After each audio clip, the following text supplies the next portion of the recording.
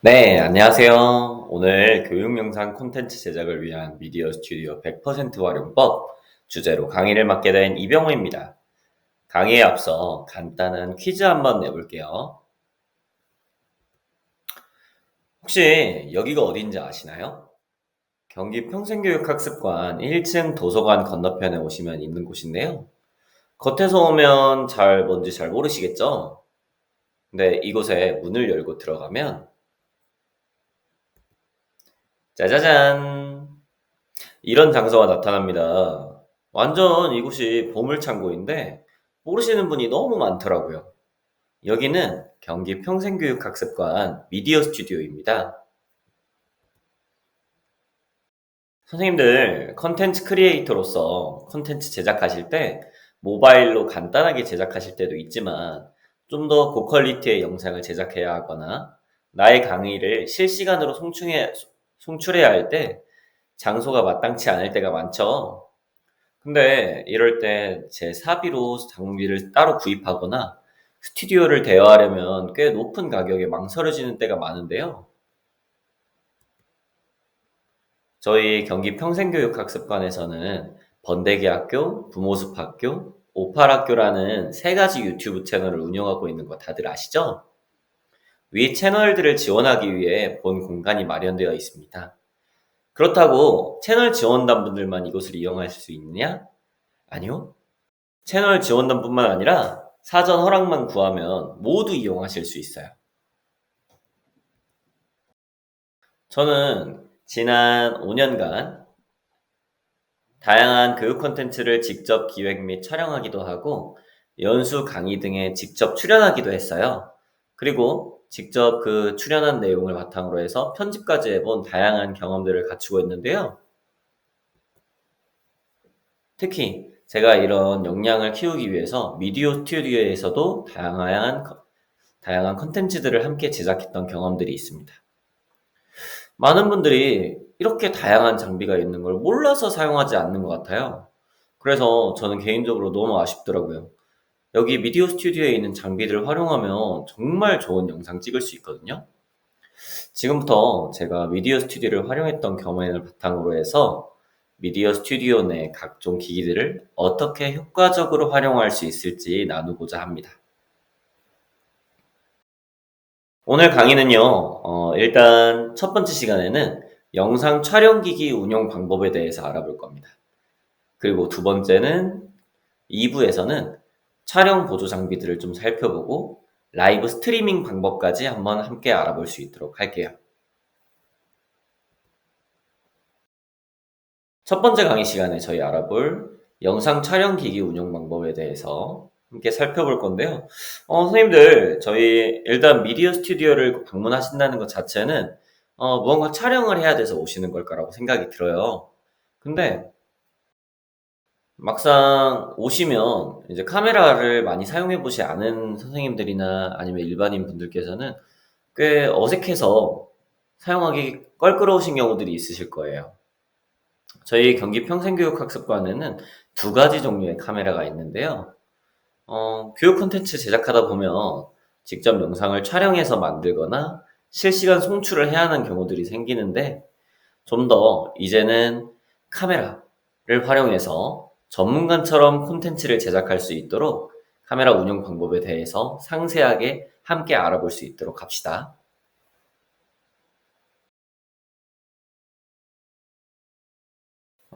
일단 왼쪽에 있는 소니 FDR-AXP55는 선생님들이시라면 학교 방송실에서 자주 보셨을 만한 카메라인데요.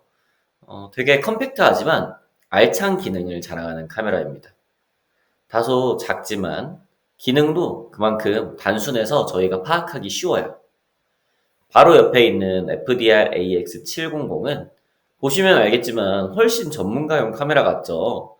그 소니에 있는 핸디캠 중에서는 가장 높은 등급의 카메라라고 볼 수 있어요. 그만큼 뛰어난 성능과 사용 편의성을 자랑하는 카메라로 유명합니다. 두 가지 카메라를 각각 한번 살펴볼 건데요. 그 중에서 먼저 이 카메라를 먼저 살펴보신다면 카메라 전반에 대한 이해가 쉬우실 거라고 생각이 들어요. 아주 기본적인 것부터 확인 한번 해볼게요.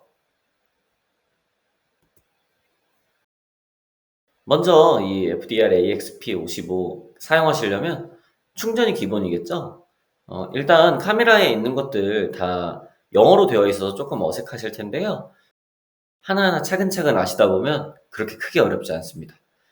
먼저 전원 케이블을 연결하시려면 DC in이라고 오른쪽 아래에 적힌 것을 열어서 케이블을 연결하면 충전할 수 있습니다. 그리고 화면을 열어서 전원을 켜는 건 방식인데요. LCD 모니터가 스위드블 모니터예요. 그래서 저희가 모니터를 회전할 수가 있거든요. 그리고 사용하시는 도중에 긴 촬영 시간에 적합한 대용량 배터리를 장착해야 되겠지요. 몇 시간이 넘어가는 긴 촬영에서도 이 대용량 배터리만 있으면 걱정 없습니다. 배터리는 저희 어린 시절 한 20년 전, 10년 전 카메라가 아니죠. 10년 전에 휴대폰 활용하셨던 분들이라면 쉽게 장착할 수 있습니다. 아래에서 위로 톡 꽂아 넣으면 되고요. 반대로 이제 제거하실 때는 밑에서 BATT, 아마 배터리의 약자겠죠? BATT 레버를 내리고 배터리 팩을 제거하면 됩니다.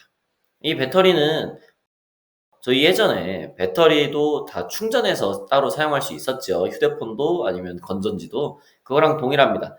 카메라는 아직도 충전해서 사용할 수가 있거든요. 배터리를 별도로 충전하는 것도 가능하고요. 만약에 그게 번거로우시다라고 한다면 USB를 연결해서 충전하는 것도 가능합니다. 그리고 이제 저장 공간이 카메라 자체에 있는 것만 사용하려면 다소 작잖아요. 그러면 SD카드를 따로 삽입할 수 있는데 아무래도 컴팩트하다 보니까 SD카드를 한 개만 삽입해야 됩니다. 왼쪽에 있는 SD카드 슬롯을 열고 그 SD카드의 뭉툭한 부분이 아래로 갈 수 있도록 해서 쏙 넣어주시면 돼요. 그리고 녹화를 원하신다면 녹화 버튼을 눌러서 녹화하면 되겠죠. 이 카메라에서 녹화를 시작하고자 한다면 두 가지 버튼을 누르시면 됩니다. 디스플레이를 열자마자 전원이 켜지고 REC 버튼을 왼쪽을 누르면 바로 촬영이 되는데요. 우측에 있는 녹화 버튼을 눌러도 바로 촬영이 되니까 이렇게 바로 촬영할 수 있다면 촬영 시 놓치는 장면 없이 촬영할 수 있는 좋은 장점이 될 수 있습니다. 그리고 이 카메라는 촬영할 때 고정해서 촬영하는 것도 좋지만 화면에 보시면 손떨림 방지 기능이라고 대표적인 기능이 뜨거든요. 본 카메라에 있는 가장 큰 장점 중에 하나인데요. 외부에서 촬영하는 경우 이제 저희가 맨손으로 촬영하면 다소 손떨림이 느껴져서 카메라가 흔들리는 경우들이 많이 있잖아요. 근데 여기에는 소니만의 기술이 들어가서 맨손으로 촬영하셔도 간편하면서 흔들림 없는 촬영이 가능하다고 합니다. 그리고 위에는 저희 줌인 아웃 레버가 있습니다. 근데 이거 사용하시면 써보시면 아시겠지만 줌인 아웃 레버가 다소 민감하거나 내가 원하는 것보다 빠르게 줌을 해주거나 빠르게 아웃되거나 하는 경우들이 있을 겁니다. 만약에 이런 경우에는 줌인 아웃 레버를 사용하시는 것도 가장 간편한 방법이지만 만약에 이거보다 더 디테일하게 줌을 해주고 아웃해주고 싶다라고 한다면 저희 왼쪽 아래에 카메라 전면에 그 매뉴얼링이라고 있습니다. 매뉴얼링. 매뉴얼링은 아시다시피 이제 제가 직접 조작하겠다는 뜻이거든요. 그래서 매뉴얼링을 줌에 맞추고 사용하면 부드러운 줌이 가능합니다. 혹은 터치 화면을 통해서 줌하는 것도 가능해요. 이 카메라는 광각부터 망원까지 줌이 가능해서 굉장히 편리해요. 저희 스마트폰 최신 카메라를 활용하면 광각에서 망원까지 줌을 해주다 보면 렌즈가 바뀌면서 다소 착착 끊기는 것을 볼 수 있는데요.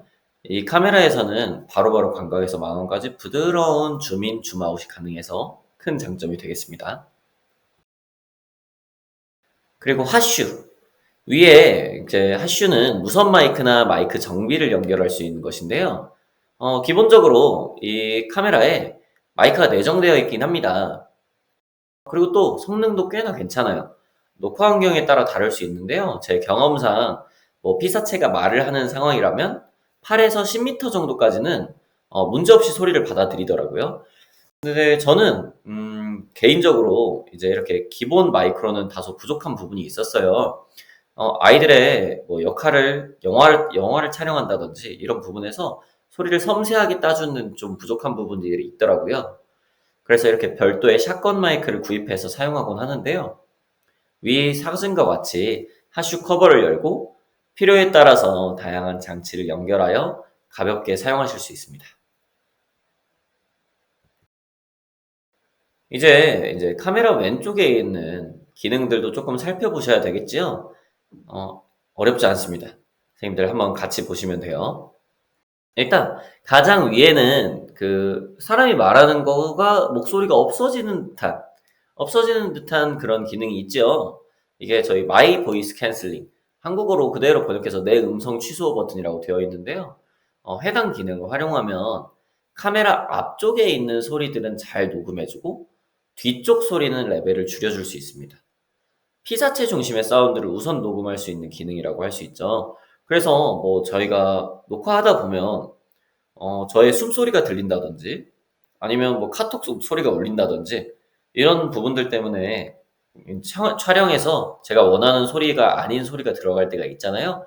이 기능을 넣어주시면 제가 이 카메라 앞쪽에 있는 소리를 우선으로 해서 녹음을 해준다는 걸 볼 수 있습니다. 그 아래에 있는 프로젝터 버튼은요, 말 그대로 그 저희 캠핑이나 아니면 이제 강당 같은 데서 사용하는 빔 프로젝터 있죠.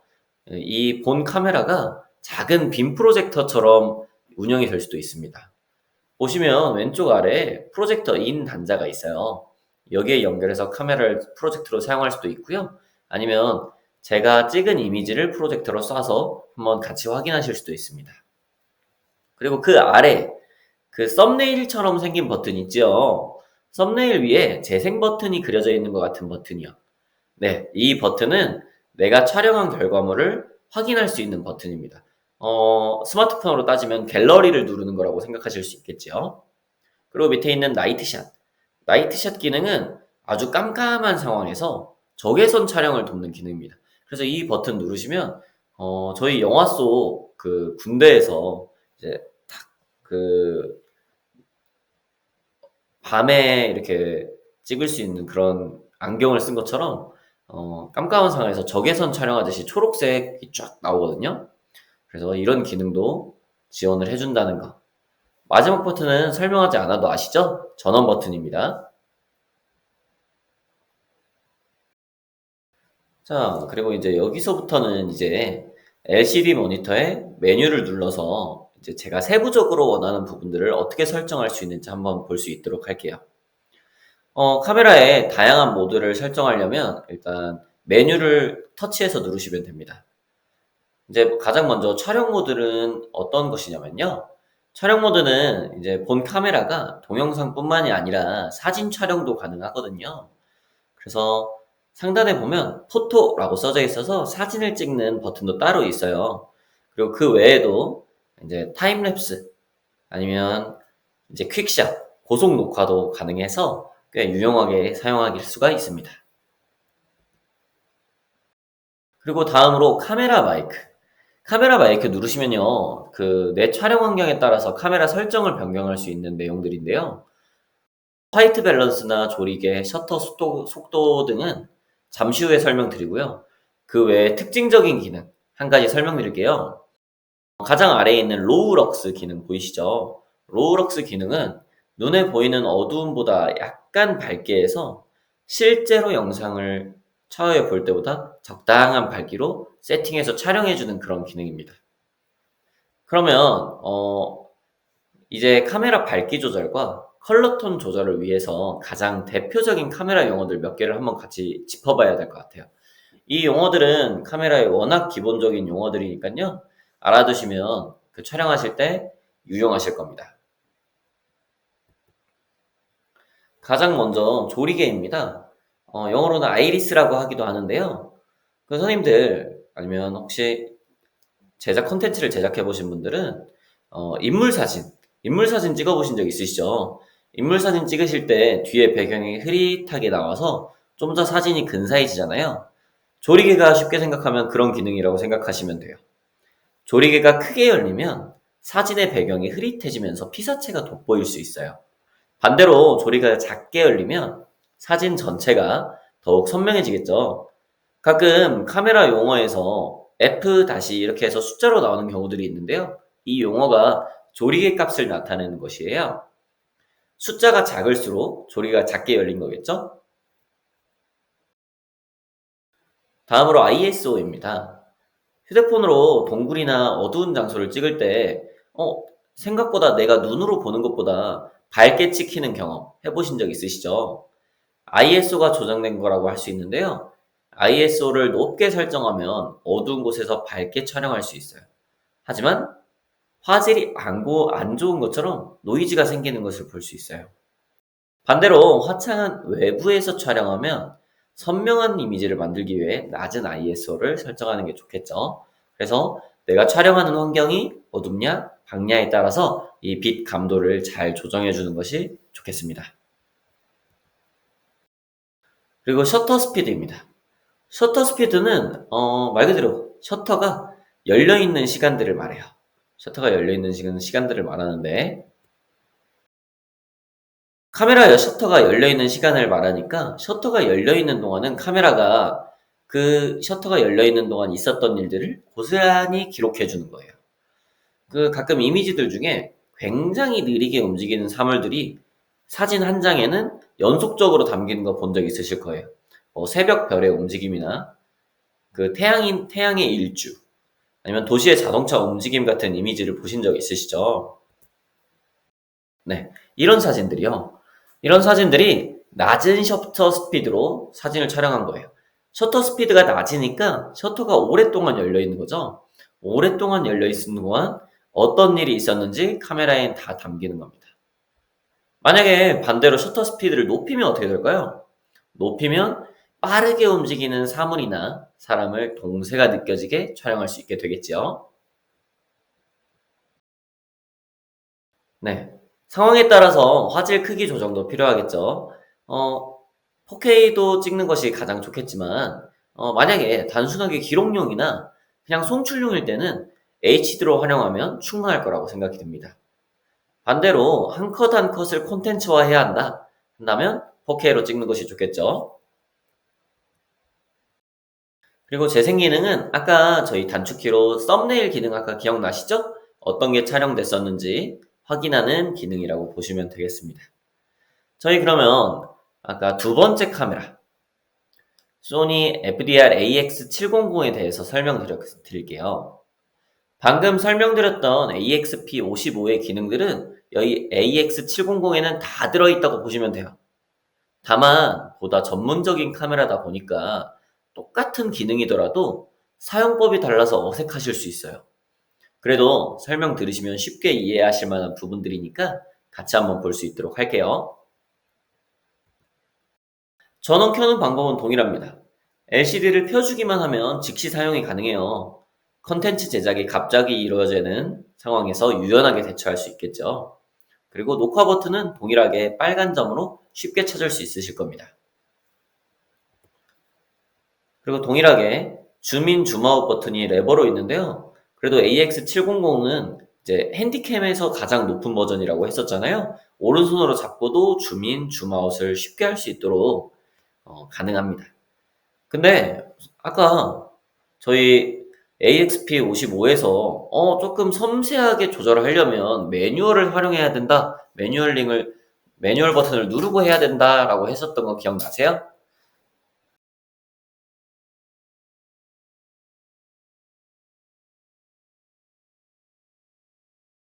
똑같이 이번도 마찬가지로 수동 렌즈링을 통해서 보다 섬세하게 줌인 줌아웃도 가능해요.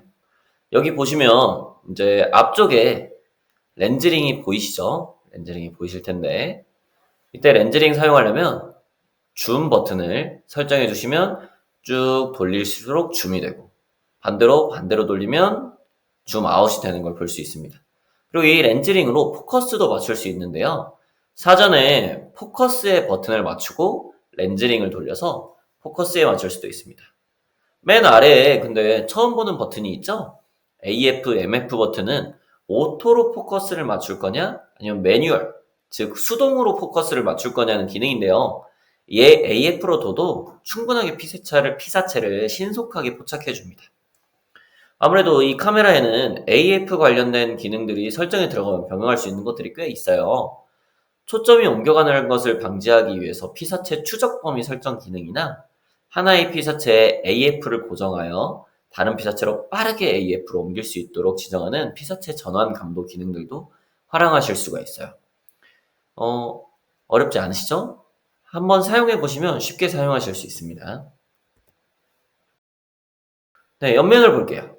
옆면을 보면, 이제 어색하지 않은 이제 익숙한 버튼들 막 보이십니다.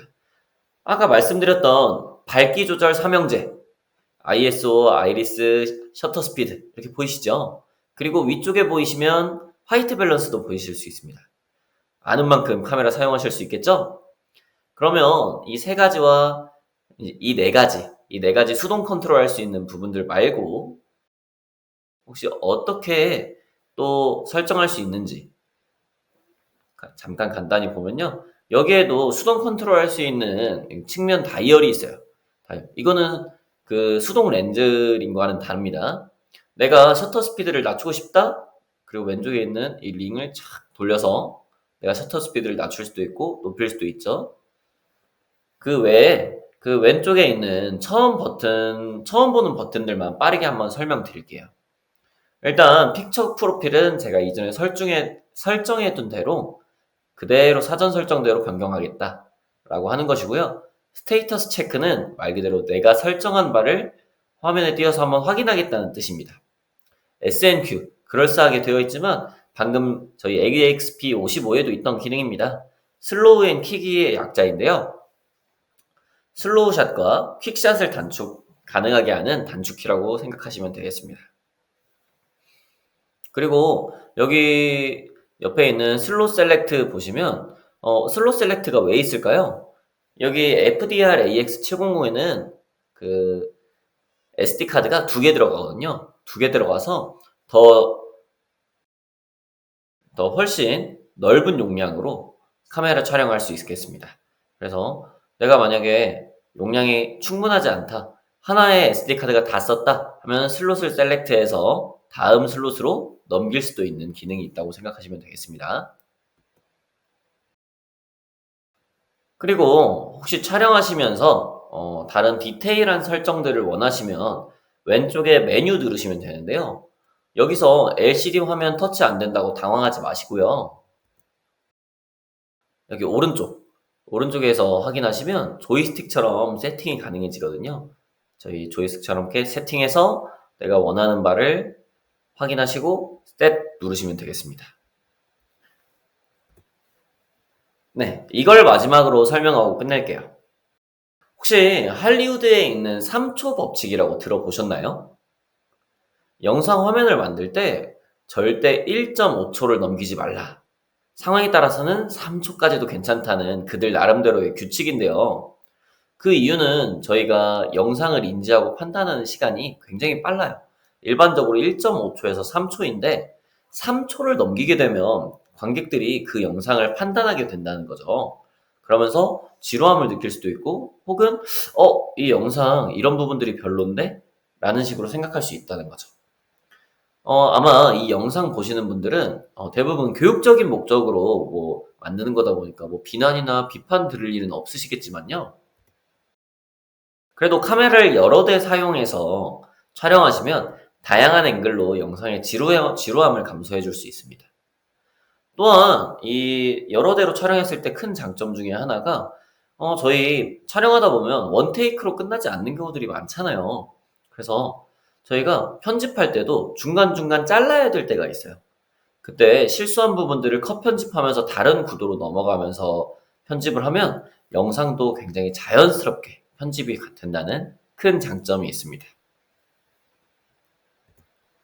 네, 저희 첫 번째 1부 시간은 이렇게 마무리하고요. 저희 미디어 스튜디오를 100% 활용할 수 있도록 하는 나머지 시간은 2부에서 만나 뵐 수 있도록 하겠습니다. 감사합니다.